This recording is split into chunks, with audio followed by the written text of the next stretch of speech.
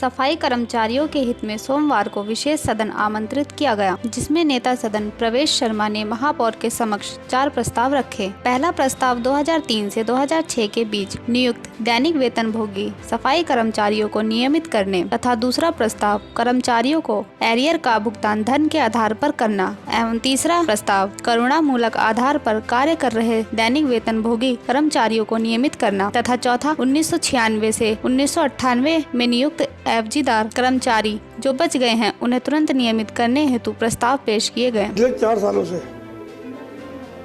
मैं आज जो कह रहा हूँ ना, अपने मन से कह रहा हूँ और दिल से कह रहा हूँ आज ना, मैं बिल्कुल मेरे में कोई राजनीति नहीं है, भले कोई कुछ भी कहे विपक्ष, पर मेरा दिल से कह रहा हूँ आज कि 3-4 सालों से लगातार हम कर्मचारियों की डिमांडों पर सोचते हैं, विचार करते हैं, और जब उनकी हड़ताल होती है अधिकारी आगे हमें कर देते हैं कि आप हड़ताल को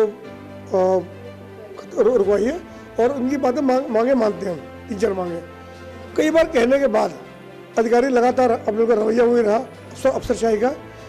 इस बार हमारा पूरा मन तैयार था कि जो कर्मचारी पक्के हो सकते हैं 93 से 98 तक के, उन्हें पक्का किया जाए। 3 से 6 के जो एवजीदार हैं पक्के हो सकते हैं, नहीं हो सकते हैं, पक्के हो सकते हैं, उन्हें पक्का किया जाए। जो उनके एरियर हैं उनके बिल बनाए जाए, उनके बिल बनाकर हम रख दें, पास बेशक बाद में करें। एक कर्मचारी को पता होना चाहिए कि उसकी पूंजी कितनी मिलने वाली है, उसकी जो मेहनत की पूरे जीवन भर पता नहीं लगता। अधिकारियों का ढोलमुल रवैया, गोली मतलब बातों को लिंगन कर देगा। तो इसी विषय पर हमारी पार्टी ने, हमारी हाईकमान ने, हम सब ने डिसीजन लिया कि स्पेशल हाउस बुलाकर इन सारी मांगों, जो मांगे हैं कर्मचारियों की, उनकी मांगे जायज हैं। कर्मचारियों की मांगों से मैं सहमत भी हूँ और जायज भी है। प्रस्तावों का अनुमोदन स्थायी समिति के अध्यक्ष सत्यपाल सिंह ने किया, जिस पर उन्होंने कहा कि आपने 2015 के घोषणा पत्र में सफाई कर्मचारियों को नियमित करने की बात कही थी, लेकिन कर्मचारियों को नियमित करने के लिए अभी तक फंड नहीं दिया गया, जिसके बावजूद पूर्वी निगम 2015 से अब तक 5000 सफाई कर्मचारियों को नियमित कर चुका है। प्रस्तावों को पेश करते हुए उन्होंने कहा कि दिल्ली सरकार कर्मचारियों को वेतन देने के लिए भी कोई फंड नहीं दे रही है। यह देख विपक्ष नेता मनोज त्यागी एवं पार्षदों ने विरोध करना शुरू कर दिया और सदन की वेल में आकर नारेबाजी करने लगे। इसी के चलते हंगामे के बीच में इन प्रस्तावों को भी पास कर दिया गया। ये पहले भी प्राइवेट प्रस्ताव लाते रहे जिनकी कोई वैल्यू नहीं है। ये सिर्फ कर्मचारियों को धोखा देने के लिए 4 तरह के प्रस्ताव लेके आए। इन्होंने डीबीसी कर्मचारियों के लिए प्रस्ताव लाए, 25,000 तनख्वाह को लेकर प्रस्ताव लाए। इन्हीं कर्मचारियों को पक्का करने के लिए 7/1/2018 को एक आदेश पारित हुआ था, उस पर भी इन्होंने कुछ नहीं किया, एक कर्मचारी को पक्का नहीं किया। यह सिर्फ 28 फरवरी के चुनाव को देखते हुए सिर्फ एक नाटकबाजी थी, इनकी नौटंकी थी कि इस तरह के 4 प्रस्ताव लाके हम उनकी कर्मचारियों की भावना के साथ खेल लेंगे, लेकिन हम इनको इस तरीके से बिल्कुल नहीं करने देंगे।